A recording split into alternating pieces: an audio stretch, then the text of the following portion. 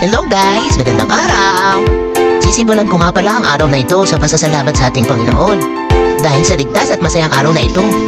At ito na nga, nagkayaan ng mga person ang arte.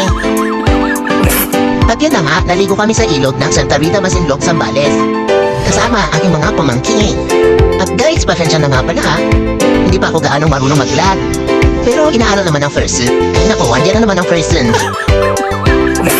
So anyways, tingnan mo naman, napakaganda talaga dito sa ilog ng Santa Rita.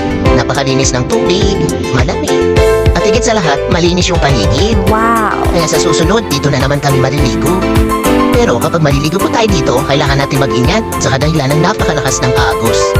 Kapag panahon po talaga ng tag-ulan, malakas ang agos sa ilog. Kaya po, mag-ingat-ingat po tayo kapag maliligo tayo sa ilog. At yun nga, ito naman, si Sam-Sam, tingnan mo yan, dalawa sila, bakit? Wow! Uuwi naman kayo makawaw. Wow! Yan, ganyan dapat. Joke lang. At yun na nga, yung isang bata na yon, yan, nakaputi na may dilaw na short. May sariling mundo. Ay, teka, parang alam ko na to ah. Nananahimik tapos nakatayo ng matagal. Sigurado ako naghahanap na naman ng mapapaglaruan niyang bata. O siya, sige na po pala, hanggang dito na lang ang aking video. Paalam!